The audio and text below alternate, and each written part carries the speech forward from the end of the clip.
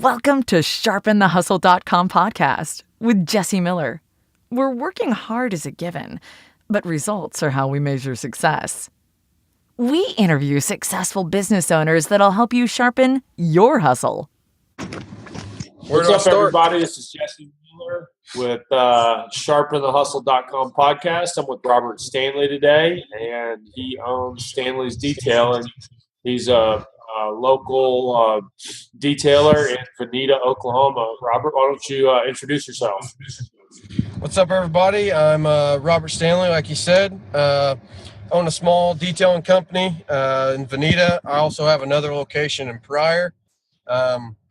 Just trying to survive, be the local family-owned business. Just a side hustle. I started this business trying to help pay the medical bills. My son's a special needs kid, and that's how it started, and it's grown into this huge business that I could work 7 days a week at, but yet not enough to support the family. Yeah, well, hopefully we'll get to deal with some of that today and really identify some of the challenges and help you identify the opportunities Awesome. for the future. Let's go into a little bit of your background and why this was necessary for you to start this. We talked about some family issues earlier. If you're okay sharing that, man, I'd love for people to hear the story. Absolutely. My son he wasn't born premature. He was born a week early. At 3 months old, he started having seizures. Roughly 500 to 1,000 a day is where it got to. It's a rare form called infantile spasms. He had a stroke in utero, and that's when it develops.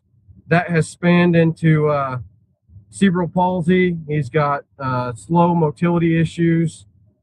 So he's got a feeding tube in his stomach. He had half his brain removed at 1.5 years. That's an ultra rare surgery called a hemispherectomy. His first brain surgery was at 7 months. He had the front lobe removed. 19 different medicines to keep the kid moving. And so I started this business because I was on shift. I was on shift working, and we couldn't make ends meet. We had one insurance, and bills were just piling up. Every trip to the ER is $250, $300. And before you know it, you've got $6,000 of bills sitting on your kitchen table, and creditors calling. Hey man, you need to pay your bill. We're about to shut the lights off, and all I'd ever known was work. And so I went out and I thought, what's the easiest thing I could do? And this sounds bad, but what can I use that people are lazy at that won't get out and do themselves and, make a business? So I started offering full car washes at $20. And one of my buddies from high school was my first customer. And he was actually just killed in a motorcycle wreck a year ago. Great guy, but he was the first one to step up and say, hey man, I got your back. And it's just spanned out from there. Now I've got almost 1,000 followers. I could work my tail off if I could do it without my full-time job. I could stay busy, but it still doesn't meet ends meet. And that's the goals are to reach out, get bigger, get stronger, run the full company, and be able to be home with the family, but yet be the businessman. Man, that's I love the vision. I love your. I really appreciate your love for your family and go get grit, man. That you need to just step up to the plate and make things happen, man. I applaud you for that. It's not an easy position. A lot of people give up. So, man, that's incredible. So, let's talk about some of the things you're thinking through to grow revenue in your company. Let's dig into that a little bit. Let's talk about some of the obstacles there. So, what do you think is hindering you from going full time with this? One of the main things is myself. I can't grasp the fact of burning the boat. As Tony Robbins said, burn the boat, man. That's the only way you're going to get done. You're either going to fail or succeed. And if you might fail, then you've got to succeed. You only have one option. And that's the same way we conquered my son's medical issues. But I get in that issue of I've got to have insurance, which I don't through the company, and I've got to have the constant revenue to keep the bills on, keep the lights on, the bills paid, and I don't have that. So honestly, number one thing I would say limiting me is myself. Secondly is mobility. I don't have the option to be mobile all the time and take up that extra business. Yeah. No, that makes sense. I think there's balance to everything.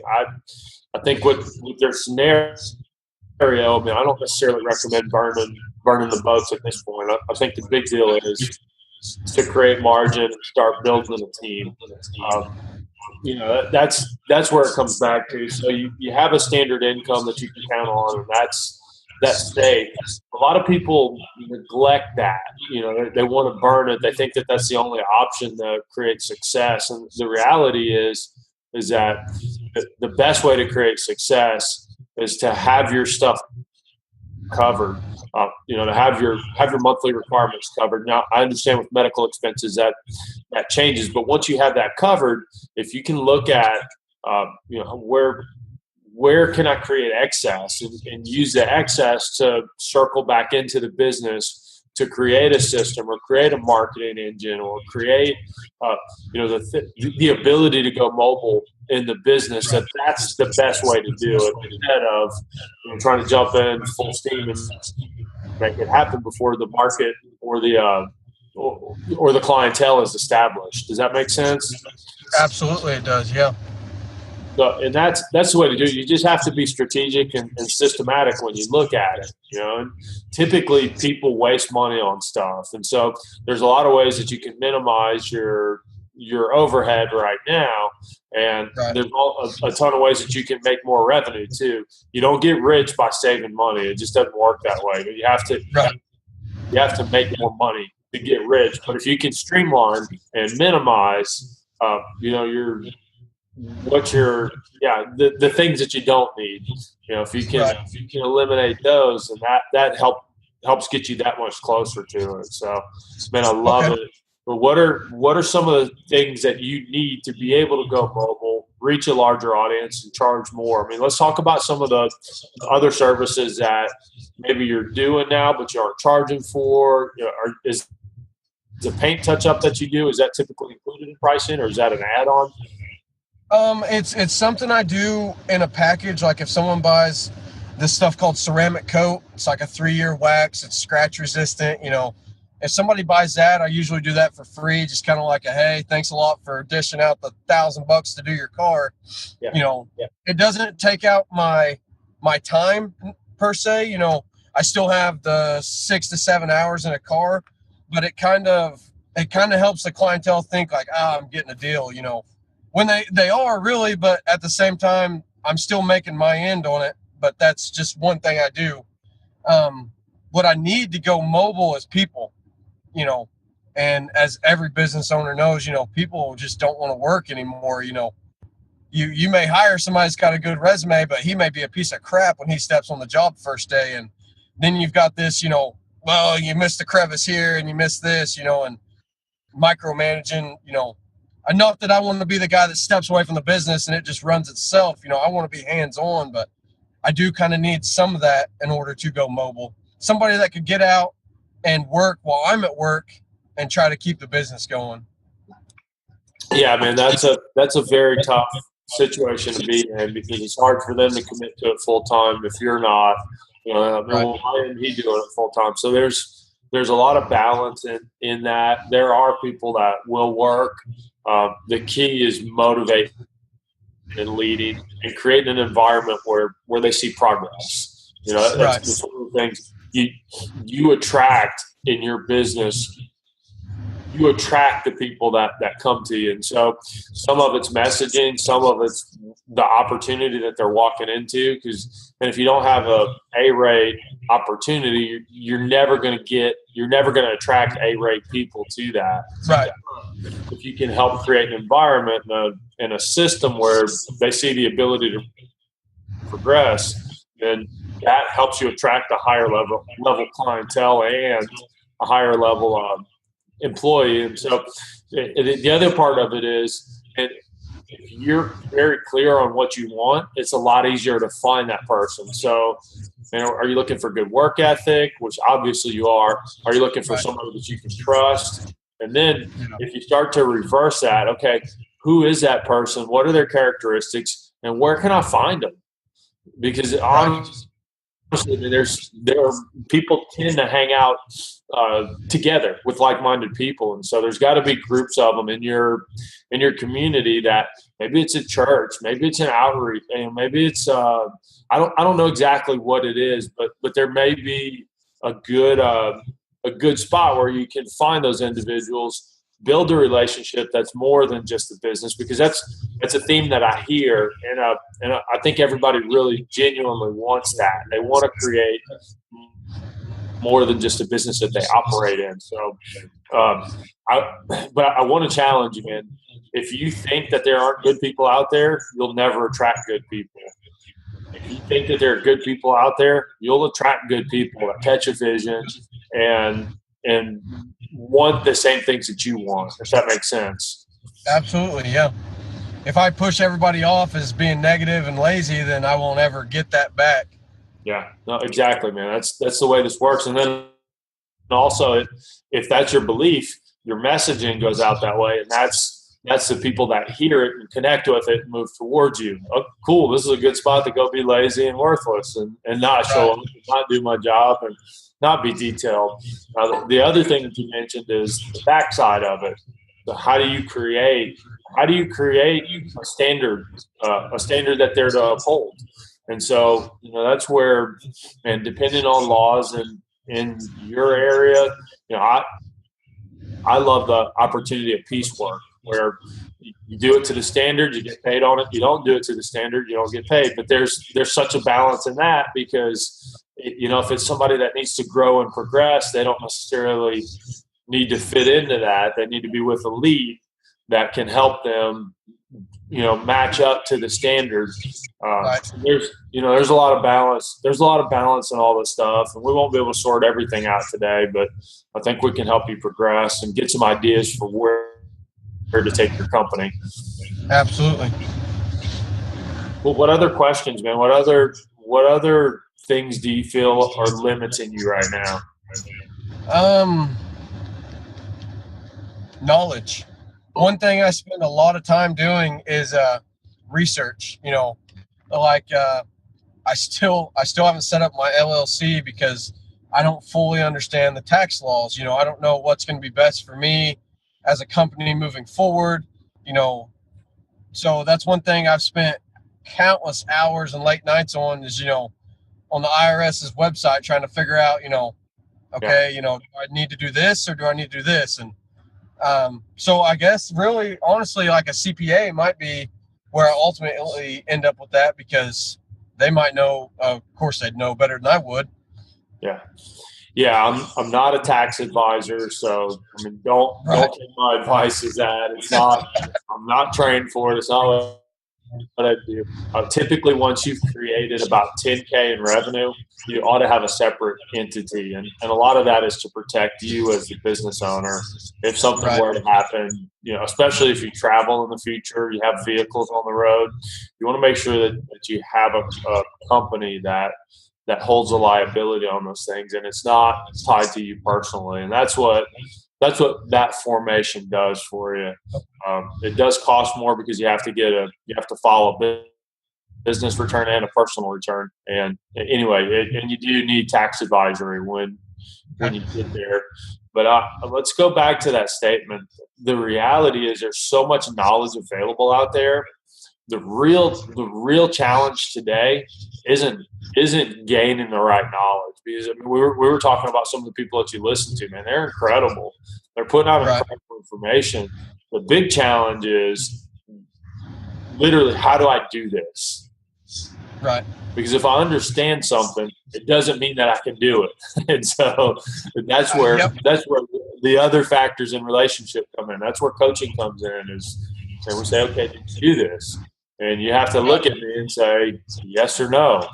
And when it's just amazing what that creates. And it's not I know there's people that think coaching's a wash and it's a waste of time. I mean, anybody that's a high performer in anything has a coach in some form or another. What we do is we help make sure that you're not just gaining knowledge, but you're literally gaining traction. That the knowledge and information you get, you're able to apply it. You're able to do it. And when you struggle in that process of application, that's where we can come in. Well, hey, did you look at this, or did you think about that, or did you try this, or have you tried that, or and so a lot of it's the fact that we've done these things repeatedly, and we help people do these things repeatedly. So, we know some tricks of the trade that get the result, and instead of just knowledge. So, all right, cool. What else, man? What? I don't even know. You've bound me down with so much today. I'm just like, man, I got a lot to do. That's good though, man. That's good. We always think that when we get the test, when we hit 100K, when we hit $1 million in revenue in our business, that it's going to be good and everything's going to be content and the world's going to be peachy. And the reality is it's not true. There's just more and more stuff that adds up to it. So the beautiful thing is learning how to just be happy in the process and understanding. And I hate sounding cliche with that. I hope it doesn't come off as cliche. No, not at all. The most joy and fun I have in doing what I do is when I'm in between where I am and looking at where I can go. And that stretching process just, man, it creates more happiness and joy for me than any other spot. So there's one thing I always want, and it's more. And I want more impact. I want more ability. I want more cash. I want more ability to do what I do and contribute more significantly. Right. So, and that challenge is always, how do we add more? What's the next layer? What's the next step? How do we build? How do we compile? How do we do the things that are going to create the joy and fulfillment that we're all after? And cash is a huge part of that. It's not all of it, but cash is a vehicle to create that. I mean, you know what it's like when you have creditors calling. It sucks, man. Yeah, it does. It's nice to finally get them off your back and you feel that ease, but then you're like, all right, what's next? Who's coming at me next? That pressure forces you into action, and that action, if you can keep it and compile it and compound it, man, it can create something incredible. So I'm thankful to connect today, man. I'm really glad that we had the opportunity to talk, and I hope you got some value out of it. And absolutely. Man, I'm looking forward to staying in touch. If I can help you any way, feel free to reach out anytime. I sure will, man. When I'm in Oklahoma City, I hope to connect with you and meet in person, and we'll stay in touch. Thank you for letting me be on. Yeah, heck yeah, man. Thank you. Man, thank you guys for listening to sharpenthehustle.com. I appreciate you. And if you need some help and coaching or direction in your business, we'd love to help you with that. We'll talk to you later. You've been listening to sharpenthehustle.com podcast with Jesse Miller. To learn more about the resources mentioned on today's show or to listen to past episodes, check out sharpenthehustle.com.